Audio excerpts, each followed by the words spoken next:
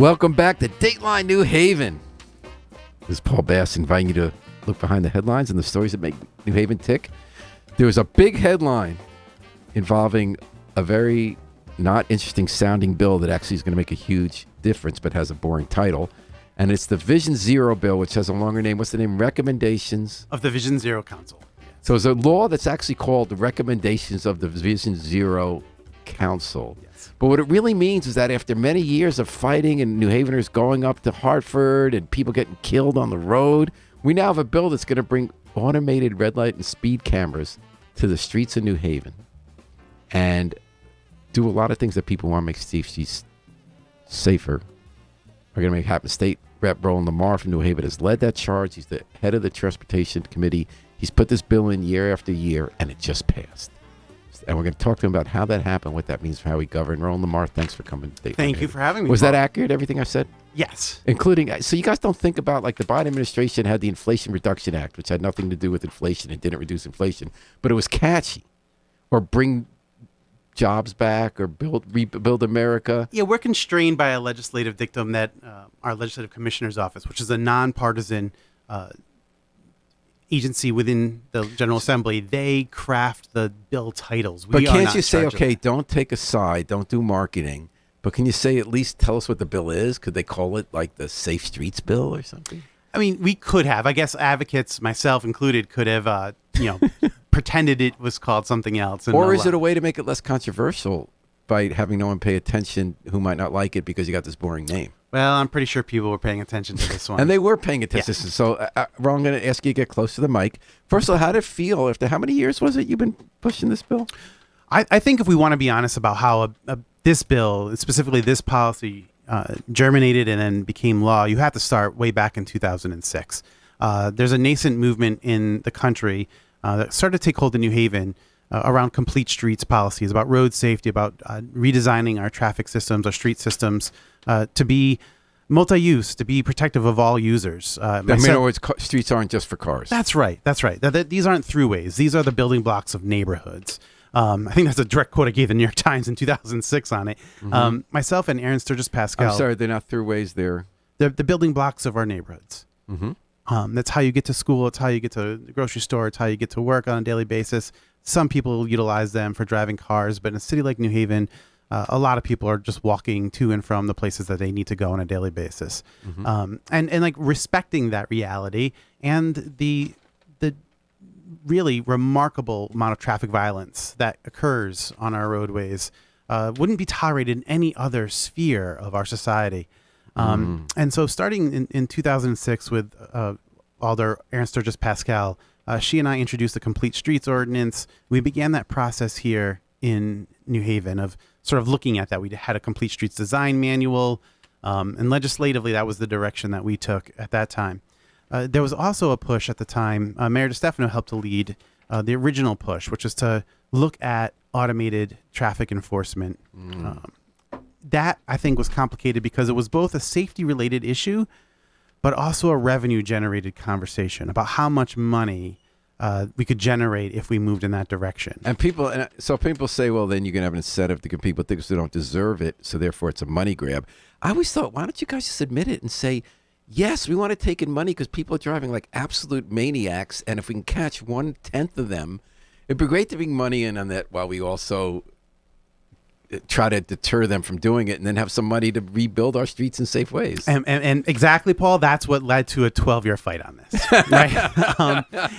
I think looking at the examples from across the country, the programs that are designed as revenue enhancements for local municipalities are the ones that become deeply unpopular. They're the ones that get removed. They're the ones but then they get mad at you for taxing people. I guess they say it's another form of tax. Well, it's a tax exactly on right. people running red lights and run over kids. Yeah, but there are also circumstances across the country that we wanted to protect against, right? Because you saw local communities that would decrease the yellow light time, essentially, sort of like the old Bugs Bunny cartoons or the Dukes of Hazzard, right, where the local officers would pull down a 35-mile-an-hour speed zone and turn it into a 25. Or also in some communities, especially black communities, the cops come in and try to write tickets for stuff to get you on little violations and jam you up. That's right. So people are worried about aggressive level of policing that happens with this.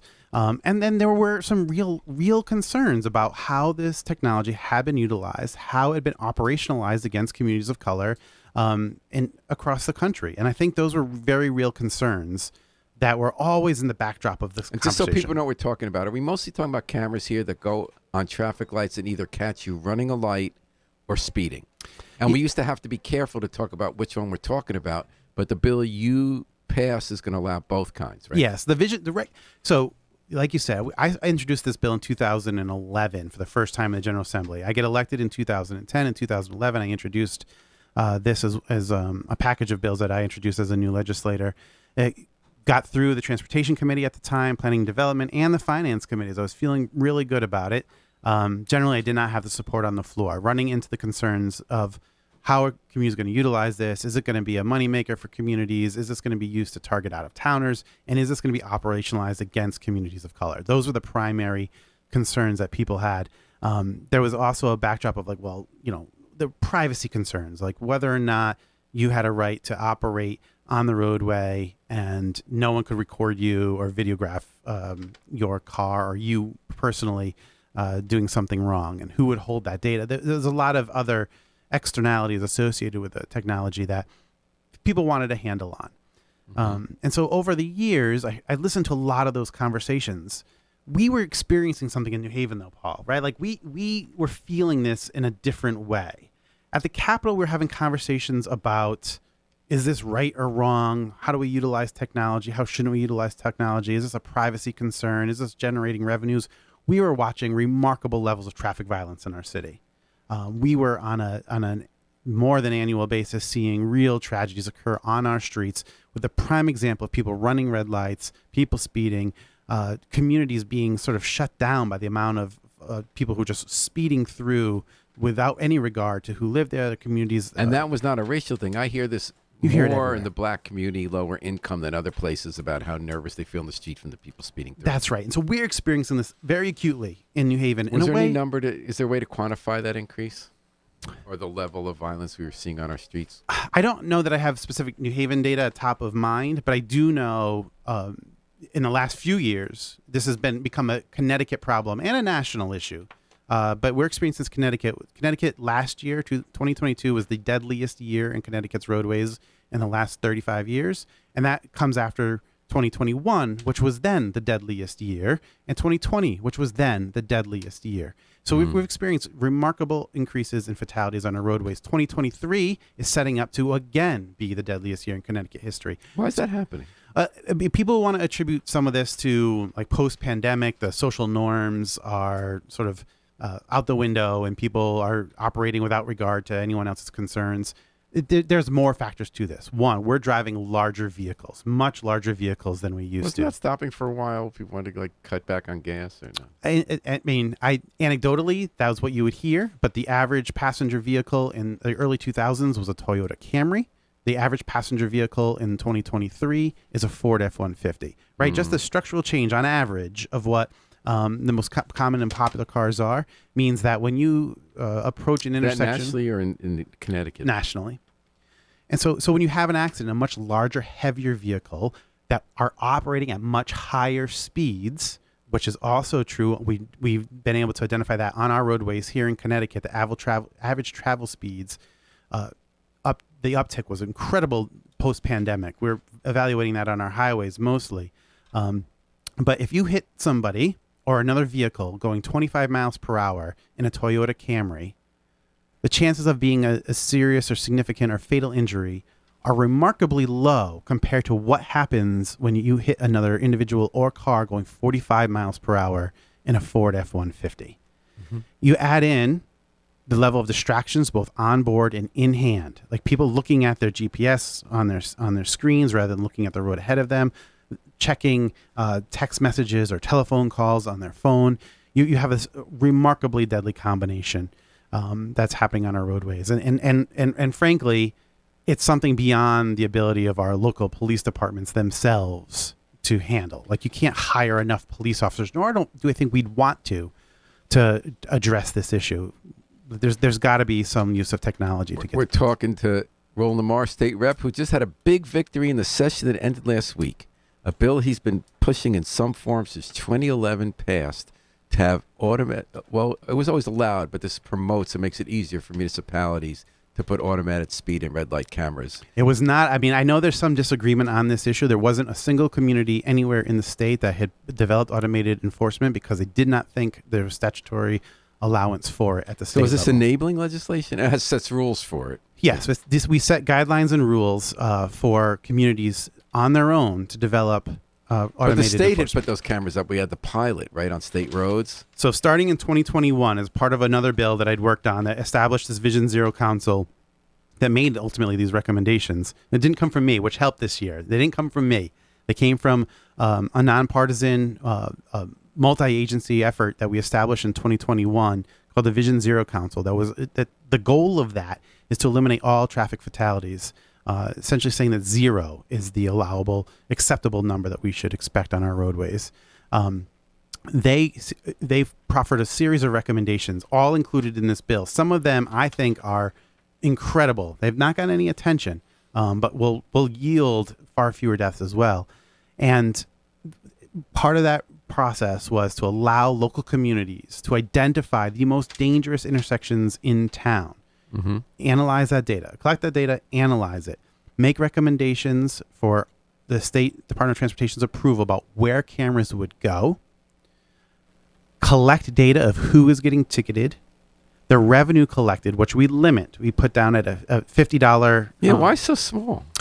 So there was I had a constituent concern early on, and they wanted me to look at evidence of violations in other communities, namely European communities, that would target an individual who is of very modest means, and they'd issue a $50 ticket, or they would look at their income and issue $10,000 speeding tickets. They were giving me this example of I think in a Scandinavian country where a multi-billionaire received a $10,000 speeding ticket. I like the concept of it. I like the construct of it. It violated every other advocacy basis concerns about.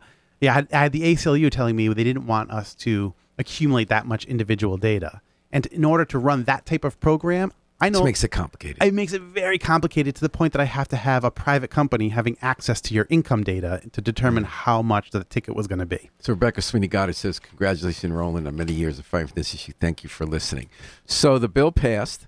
The criticism was that we could already do this. And you said no municipality believed they could without the statutory guidance and approval for municipality. And do we get to keep the money? Yes, we get to keep the money, but identifying that as a concern over the last few years, a number of communities felt like one is going to be operationalized against them. They used real examples from across the country of where this technology had been utilized against communities to raise revenue. That it was put up in areas where they expected the least political pushback. The dollars collected would be utilized to support investments in a local community or to lower the mill rate. And the community that was most impacted would not see a direct benefit in any way. So we crafted this very specifically to address that concern. Keep the fines low. Try to change behavior, not collect revenue. We want to pay off the program, right? We don't want this to be a net loss for communities. But every dollar that you collect, in addition to those that are used to pay off the program, has to be utilized for traffic safety in the impacted area. So if I say, and I'm very specifically going to use locations in my district that I think are appropriate for this technology. If I say we want to look at the area in and around the hospital and determine that that's a good location for speed cameras or red light cameras. Because there are two hospital has two the locations. Hospital where where my Lorraine off that with a series by Yale New Haven in the Hill. Yeah, that's right. Like that location, and I want to say that's a good location for red light cameras or speed cameras. I need those dollars to be dedicated to improving that intersection, improving road safety more generally in that. Does that area. mean speed humps, narrowing? We don't determine how they do it, but they have to prove that that's how they used it, or else the program will not get reauthorized. Now, this doesn't roll out till 2026? I saw that article. That's not true. Okay. The guidelines have to be issued by January 1st of 2024, beginning in January 1st, 2024. DOT will proffer those guidelines. They'll submit those to local communities. Communities can start developing their program, start meeting with individual vendors now, start developing their own program. But they're going to have to follow the guidelines that DOT adopts. And it's beginning January 1st of 2024, they can begin starting to develop their program. So what's the earliest we could see these cameras? I would say mid-2024. A year from now, realistically, is the earliest you'll see them. But it can happen then, you think? Yeah. Because we have a movement in New Haven that really keeps people honest. Yeah. So I want to ask Roland Lemar, who's here on Dateline New Haven, about the new, I'm not going to give you the whole name because it's boring, but it's called the Vision Zero bill that's going to allow us to have automated speed cameras. So, Roland, what changed? You told me about how reality changed over those years. There were more fatalities, faster vehicles, people getting more upset about the carnage. How did you make, and you talked about how you listened to legitimate concerns and addressed them. What made this happen over time? Was it grassroots people organizing the growing Safe Streets movement in New Haven that becomes politically important so they, when they write letters to the legislators, show up at a hearing? Is that what got it over? Was it behind the scenes, having experienced legislators like yourself who've been up for years, have become a committee chair, know how to get legislation through, have private conversations with colleagues who might stand in the way? Or was it just reality changing outside your doors? It's all of the above, frankly. And I think oftentimes we give legislators too much credit or blame for a specific bill passing. I'm only able to get this done because of a lot of the factors you identify. Frankly, being a committee chair and chair of transportation committee helps a lot. Yes, and it takes you a long time, particularly in the House, to accumulate enough seniority and standing to become a chair of a large committee like that, an influential committee like that. And so that does take time. That did take a lot of effort. And it does take hours and hours of individual conversations with other legislators from across the state who have varying degrees of interest or understanding of this type of technology, frankly, in communities that would never even consider it. I have to tell them the story of New Haven, what's happening on our roadways in Connecticut, and make the case for them to vote for something that may in no way ever... Did it work? It did. Give me an example of somebody. I don't want to betray private conversations, but you saw 104 legislators in the House vote for this bill this year. I couldn't get 11 years ago. I couldn't get up to 77. And the communities that were most willing to come along on this bill were folks who started to see a growing pedestrian advocacy and safe streets advocacy in their communities. So you need that advocacy base, people who are reminding them. So in other words, it spread to the suburbs. Yeah, it spread to the suburbs. And you saw that, again, the traffic data, the tragedies that happen across our state are impacting families and communities throughout Connecticut now in a way that we knew in New Haven was true, but wasn't being experienced at 169 communities. And frankly, like I got to say, the advocacy organizations that had generally been in opposition in the past. ACLU. Yeah, ACLU, NAME, NAACP. Have been the primary organizations opposed to this. If I don't listen, like I'm generally a legislator who is on the same side as the ACLU and the NAACP, and if they think I'm wrong about something, it's going to make me question if I'm right. Right. And frankly, I go back to the table and start looking at what those concerns are. I look at every year of testimony they've ever submitted, and I see if I can't address every single issue. In the end, they still didn't come on board. No, at the end of the day, they still didn't say we support this legislation.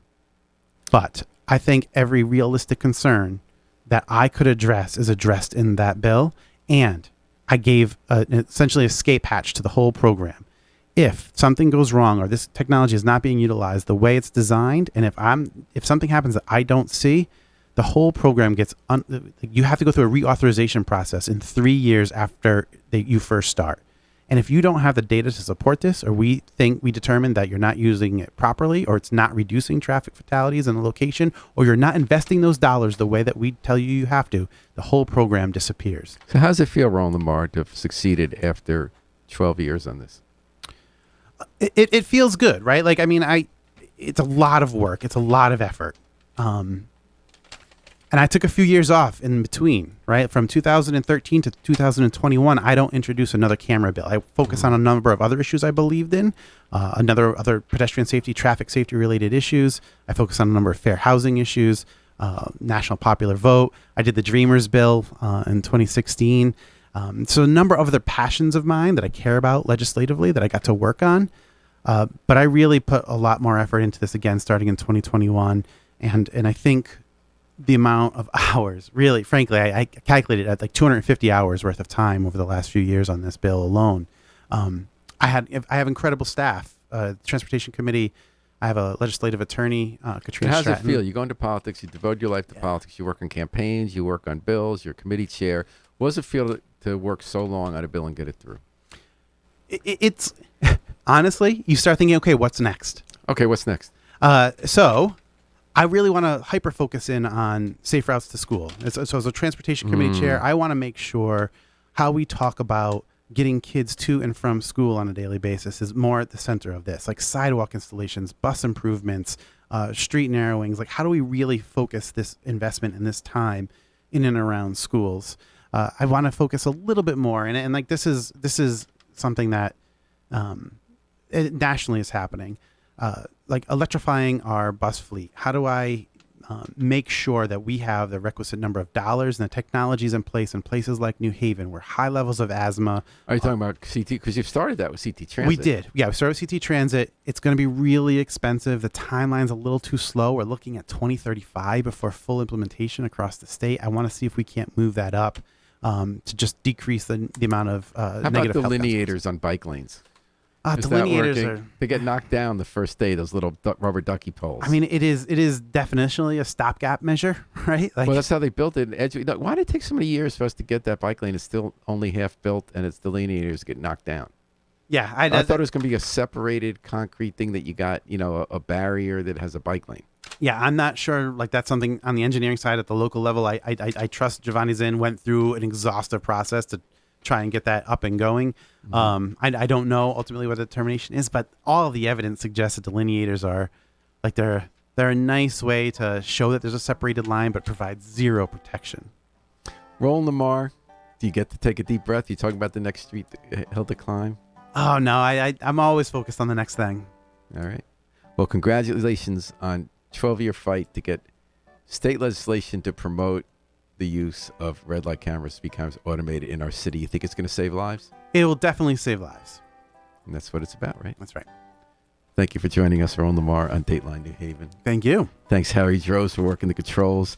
We're going to take it out, the Afro-Semitic experience performing I Wish I Knew How It Would Feel to Be Free from the group CD, A Plea for Peace. This is Paul Bass inviting you to fly free with us all day and all night at WNHH, New Haven's home for community radio.